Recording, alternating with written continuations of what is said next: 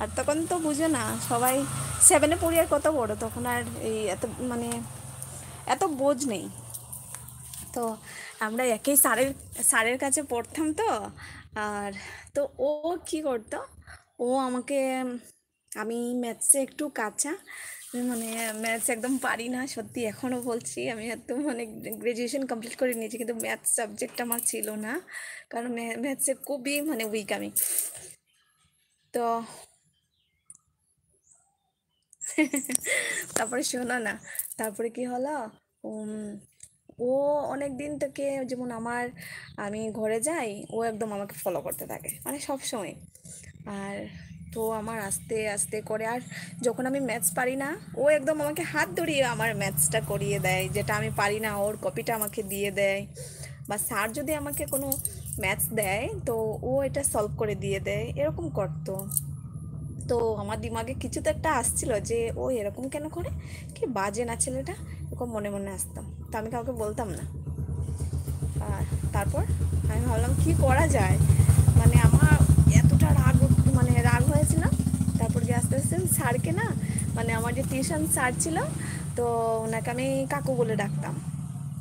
তা আমি গিয়ে আস্তে আস্তে করে আমার কাকুকে, এমন ছুটি হওয়ার পর সবাই চলে গেছে কিন্তু আমিই দাঁড়িয়েছিলাম, আর স্যারকে গিয়ে বলে দিয়েছি স্যার। কিন্তু স্যারের আবার সব থেকে প্রিয় স্টুডেন্ট ছিল ওই সম্পদটা, অনেকটা প্রিয় ছিল, কারণ ও ম্যাথস সব কিছু পারতো। বয়স আমার থেকে একটু বড় ছিল, আর একটু দেরি করেই মানে পড়াশোনা শুরু করেছিল, তাই জন্য। তো ও এখন বর্তমানে চাকরিও পেয়ে গেছে, বিয়েও করে নিয়েছে, বেবিও হয়ে গেছে, মানে শোনো না। তারপর ও কী করেছিল একদিন, আমাকে আর কি বলে দিয়েছিল, এই তোমাকে না বিধান ভালো লাগে।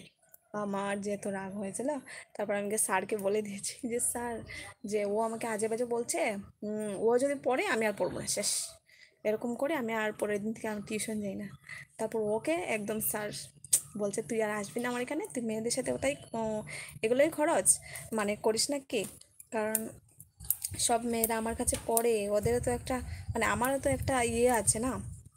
সবাই তো বলবে যে আমি খারাপ, আমি এগুলো প্রশ্রয় দিই, তুই যা, তো কালকে থেকে আর আসবে না। তো ওকে আর আসতে দেয় না, আর আমাকে ফোন করে বলেছিল যে আমি ওকে অনেক বকেছি, আমার এখান থেকে বার করে দিয়েছি।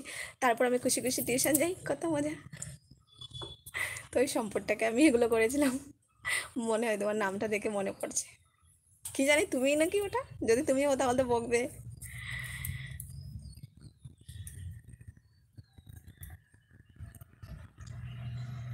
কেউ বলো না কিন্তু ওকে গিয়ে। সত্যি কথা, আমি ওর সঙ্গে এখনও কথা বলি, কারণ মানে ওটা ছোট বয়সের ছিল, একদম ভুল বোঝাবুঝি। সম্পদ ছেলেগুলো এত প্রেমিক হয়, আমি তো হইতে পারলাম না। কেন হইতে পারলাই না? না, সম্পদ ছেলেগুলো অনেক ভালো থাকে, মনটা খুব ভালো থাকে, আর যেমন তার নামের মিনিং তেমনই সব কিছু থাকে। আর ডিমান্ড থাকে অনেকটা, আর টাকা পয়সা অনেকটা থাকে কিন্তু। যদি তোমার নাও থাকে হয়ে যাবে কিন্তু, যেহেতু তোমার নাম সম্পদ। তা আমার এই দুটো ফ্রেন্ড যে বললাম যে, তো দুটোই অনেকটাই মানে মানে ধনী আছে আর কি, টাকা পয়সা আছে অনেকটা, আর অনেক ভালো। খালি একটা এই যে আমার বান্ধবী বয়ফ্রেন্ডটা, ও ওকে ধোঁকা দিয়ে দিয়েছে, ওটা শেষ। ওটা বান্ধবীটাও বিয়ে করে নিয়েছে অন্য একটা ছেলেকে, ও জানি না বিয়ে করেছে কিনা জানি না, ঠাকুর জানে। কিন্তু সম্পদটা, যে আমি যে আমার ফ্রেন্ডটা বললাম যে, কিন্তু ও কিন্তু অনেক ভালো ছিল, কিন্তু আমি ওকে একদম আন্দু এগুলো বললাম। সম্পদ ছেলেগুলা এত আচ্ছা, যা কলা। না না না না, হবে হবে।